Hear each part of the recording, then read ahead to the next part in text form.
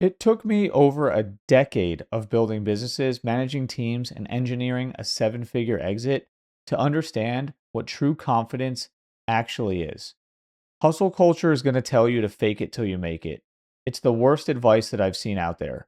Fake it till you make it does not work. I'm going to tell you right now that the fastest way to destroy your foundation is to fake it till you make it.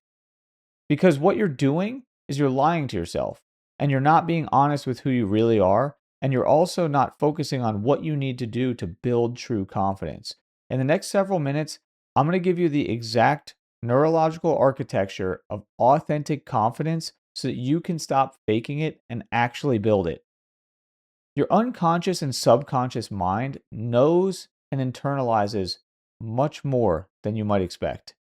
So at the end of the day, our unconscious and subconscious, they are building up things that we're not aware of. That's why they call it unconscious or subconscious.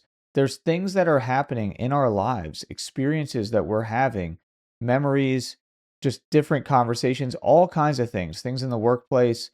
And a lot of this memory and information gets stored in our unconscious and subconscious, and it becomes something that still affects us that remains unseen. But you can get to this stuff and you can work through it. So, when you stand in front of the mirror and you repeat affirmations trying to manifest confidence that you don't actually possess, all that you're doing is lying to yourself. You're not actually working on any of this unconscious or subconscious because your unconscious and subconscious beliefs, values, identity, it's all based in a reality, and this lying to yourself is not reality. It will be at odds with what is stored in your subconscious and unconscious. Now, in NLP, we have a core principle, and we call it the map is not the territory. If you look up NLP, the map is not the territory. NLP is neuro-linguistic programming. What you're going to find is that territory is reality, the map is your internal perception of it. Now, when you fake it, you're intentionally drawing a fake map that conflicts with the actual territory. Our goal is to make our map be as close to the territory as possible in a way that makes sense. Not draw a fake map of the location. That's not a good idea, and that's not going to help you or help anyone. Right? Like if you were giving somebody a map of an area and you drew something that was completely made up, you're not going to help them in any way. If you made it very accurate, you are going to help them. It's the same way with the way that we perceive reality. We want our perception to be congruent with reality. So, anyway, it creates a massive internal friction if the map is flawed. And what that leads to is imposter syndrome. And eventually it will lead to burnout. True confidence isn't just a mood that you manifest, it's a structural reality that you're actually building. And so, most founders, they try to fix their lack of confidence at the lowest logical levels of change. They work on things like changing their environment, changing their office, changing where they work, changing like what place they work at. That can be a little bit more impactful as like what where you actually work, the workplace itself and the company and stuff. But it's still not going to change your levels of confidence and belief in yourself and things like that. Or they'll try to force some sort of new behavior. They'll try to act tough, speak louder, put on a persona. None of that stuff is really going to work. Now, if your core identity, your internal map is and says that you're a fraud who doesn't belong in a room, well, what do you think is going to happen? The behavioral hacks will never work because you actually feel like a fraud. You don't feel qualified. If you feel underqualified, then you're going to behave in a way that shows people that you're underqualified. And this doesn't mean that you need to fake it. See, this is the problem. People say, "Oh, well, just fake it, and then eventually you will make it." No, you're white knuckling your success if you do that. And you're going to hear me say this over and over again because it's just so true. You cannot out affirm a broken identity. Let that sink in for a second. You cannot out affirm a broken identity. And you cannot out strategize a flawed map. I know it because I lived it. When I was building my digital marketing career and then my agency, I had to pitch C-level executives who were much more experienced than me. And I was young, I was inexperienced. I was actually underqualified for some of it, and I was terrified. Now, I was good, and here's the thing, I did build up my skill set, and I did study a lot, and you do have to build up your skill set to have true confidence. Like, you can't skip building up your skills. Like, you can't develop confidence in things if you have not started working on your skills, but you have to be real with where your skills are. So, you don't skip that step. Now, I was terrified. I had massive imposter syndrome when I was doing all that. And the thing was, I couldn't just fake it and push through because they would have seen right through me. So I was just honest with where I was, and I managed things up to my skill set. And here's the thing, people would compliment me on how well I did in the meetings with big clients. And they would even compliment me for saying like, "Hey man, like I think it's great that you said, hey, this is something that I haven't really done yet, or this is something that I still need to study a little more. I'm going to get back to you on that." So if I got asked a hard question and I didn't have the answer, I didn't fake it. I didn't try to pretend I had the answer. I'd say, "Hey, this is where my skill set currently is. This area that you're asking about is something that I'm going to have to research a little bit more, but I'll get back to you on it. I'll work with someone on my team." And I would just like make sure that the client knew that I was going to take care of it, but I wasn't going to pretend that I knew everything. People would compliment me on how well I did with these big clients. And that was great getting those compliments. I still felt like I did horribly though. And it was tough to break through that. I still felt like it. I had to carry this weight on my shoulders. And it just felt like, I was bearing this burden of, doing well by people's standards, but my own standard was still just telling me that I was doing a bad job. So on paper, I was winning. Like my clients were happy, I was winning, but internally, I felt like I was drifting. I really didn't feel confident. And it wasn't until I dropped the ego and just put in the reps to build more skills and then work on my internal map to align it with God's purpose. And that's a key part, to align it with God's purpose. When I did that, all the friction disappeared. Before I did that, I did rewire my internal map, not aligned with God's purpose. And that helped, but it didn't get me all the way there. So I want to be clear on that. When I really like submitted to God as a Christian man, it changed everything for me. And it basically squashed a lot of the ego that was holding me back even when I was doing a lot of deep work. And so that gave me the sturdy authority that I needed so I could eventually scale and have a true seven-figure exit from my company. And it was beautiful. It was a beautiful thing. I never would have been able to do that without doing the work, though, without doing the identity work. So if you're an established founder who's white knuckling your success, white knuckling your leadership, just really trying to like push through everything, you're dealing with imposter syndrome every time that you try to scale. Maybe you're dealing with some levels of burnout or anxiety around your business. Click the link in the description, book a free one-on-one discovery call with me. We'll map out your internal bottlenecks and we'll engineer your next stage of growth. Trying to build confidence by faking it, it's really like trying to build a house on dirt without a concrete foundation. If you try to build a house on the dirt, what do you think is going to happen? Well, it's going to move, right? Like it's going to start to sink in certain areas. There's going to be erosion. It's going to cause problems on your walls as like the walls start to buckle in and things like that. You don't have a concrete foundation. So yeah, you can paint the walls. You can install expensive windows, glass. You can decorate it. You can do all these things and make it look like a great building. But the second that a huge storm hits, that's going to be just devastating. It's going to be like the second you face a real crisis in your business or your marriage. Well, what happens? The structure is going to collapse. The foundation is going to collapse. Your confidence is going to wane and just evaporate. And that's not what we want. We want really unshakable confidence, building it from the foundation up.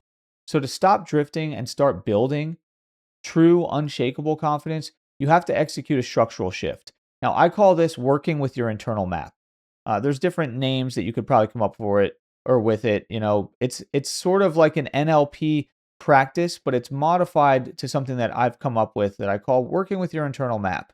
And so what you're going to do is think about actual experiences where you've had and experienced success, real success, and things that where you know that you were confident. This doesn't have to necessarily be in your business, but it's good if some of these examples can come from it.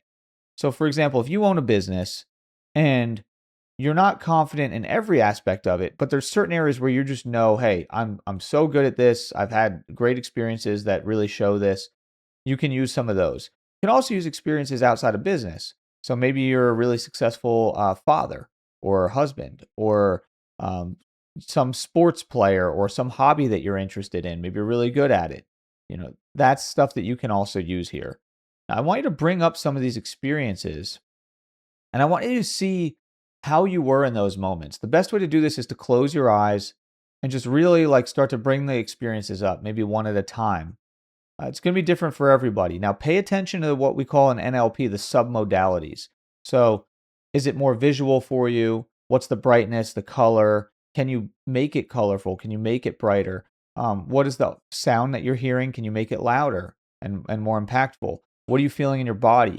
Can you really check in with yourself and really like feel that feeling that you get from these experiences? Really check in on these submodalities and tune them up so that it's much more impactful and a much more bright and just like cerebral experience, if you will.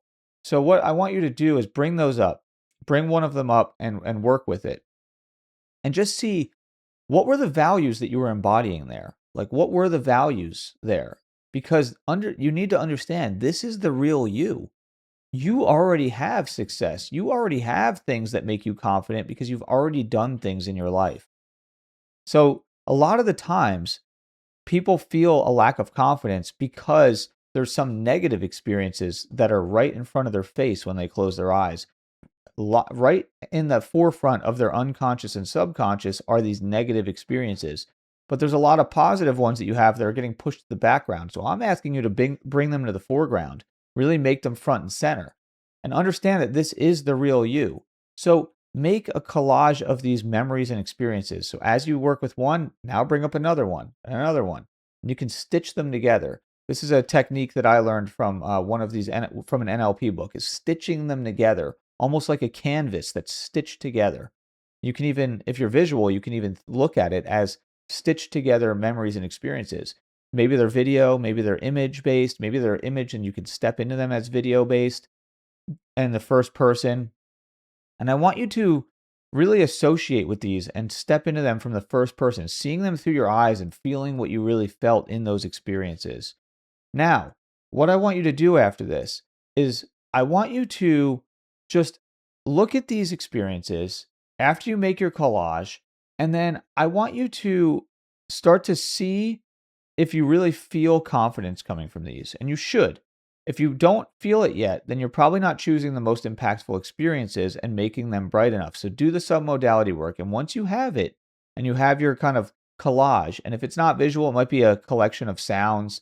It might be things that you're replaying, things like that. If you're more of an auditory thinker, if you're more kinesthetic, you might be feeling certain sensations in your body where you've had the experiences. Tune into that and then make sense of it for you. And then what I want you to do is try to spend time with this as a morning practice. So each morning, just spend a little bit of time with this collage that you've built of these experiences. It'll be like a little morning daily practice. I'm talking like 2 minutes each morning. Nothing super long. It's a quick little, you got 2 minutes in the morning to do this. Close your eyes, sit there, do this for 2 minutes. You can even do it right when you first wake up. And then as you have this and you get more positive experiences that instill confidence, you can start to add those into your collage. Maybe even replace older ones with newer ones that are more relevant to your career. This is going to change your default inclination to doubt yourself. You're going to start to see that you're embodying the values that you want and the confidence, and it's part of your identity. There's more steps to make this all stick that I can't possibly cover here in this video, but I do have a lot of them for free in my Man Rewired School community. You can join it. It's at the link in the description. So check that out if you want more details on all this. And then if you want to ask me questions there, you can, or you can just comment below the video and I'll reply to all the comments. So how does this actually scale your company? Well, when you step into a meeting to like raise your prices or fire a toxic client or, address a team of new hires, something like that, you won't have that feeling of that lack of confidence or imposter syndrome, maybe the tightening in the chest or your back or whatnot. You won't have this. You won't be second guessing yourself. And that's the thing. as you go away from second guessing yourself, you're going to like project real confidence, and authenticity is detectable. When people are inauthentic, we can feel it. When people are authentically confident, that is something that is admirable, and we know that it's true. And then you don't have to remember all these forced affirmations that are fake anyway, that just dissolve as soon as you say them. Because your internal map is going to match your actual capabilities. You're going to lead with a calm and like a sturdy confidence, a true authority. So ask yourself, like, is there anywhere that you've been just trying to fake it? Because if there is, that's areas where we want to replace faking it with truly doing the identity level work that's going to help you. So think about that. Are you pretending to be a certain type of leader? Are you pretending to be a certain type of way instead of actually being that way? Because the reality is you might be that way already, but you might have negative experiences that are telling you that you're another way. And it's not to say that we ignore the negative experiences. We just don't make them as impactful as they need to be. I tell my kids all the time, unfortunately, a negative decision can erase a lot of positive ones. It's no different with our experiences. When we have a negative experience, a lot of times they can become more impactful than positive ones. But we can restructure that in our subconscious and unconscious minds so that the positive ones come to the foreground. And then we realize, wow, actually, there are all these positive experiences and I have done all this stuff. So I'm going to ask you to stop lying to yourself, do the identity work. If you want the exact blueprints on how to fix this, just click the links in the description. Let's stop faking it and start architecting it, because that is really going to make it so that your life is not defaulting. You're actually designing it. I'll see you in the next one.